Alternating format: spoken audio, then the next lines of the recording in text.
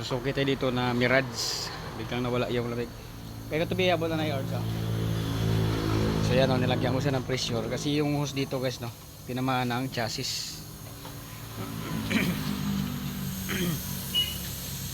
Yan o. Hindi masyadong yan. Ito yung nagkaroon ng leak. Ari sa balde.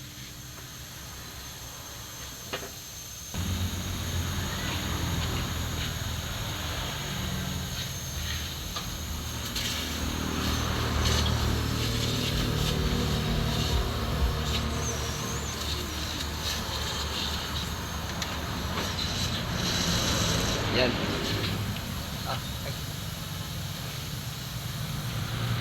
Laki ng leak, no. So baka nagtaka kayo guys bakit na ganyan, no. Nakabundol kasi ito ng ano, aso. So yan, no, may mga tama siya. So pagbundol ng aso, no, yung chassis dumikit doon sa lumapit sa ano, sa compressor. So kaya tinamaan yung low side hose dito. Ayan. Okay, so quick repair lang ang gagawin natin dito, no. Yung gawin natin, magpalit lang ng hose, no. Palit.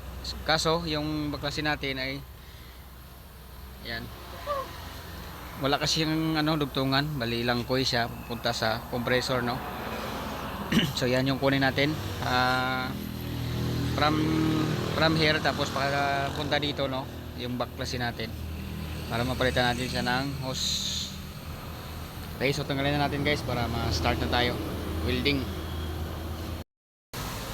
So yan guys, no, ito na, napalitan na natin siya ng hose. So di na po ako nag-welding dito kasi pag check natin ang groove PD naman, no. Tapos pasok siya sa ating hose at saka sa pirol.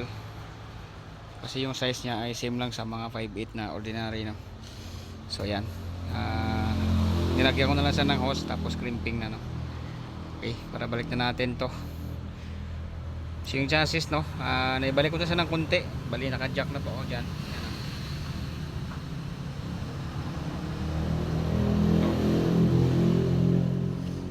So medyo na antad na siya. Okay. Ayan. Okay na guys, nakabit na natin yung hose, no.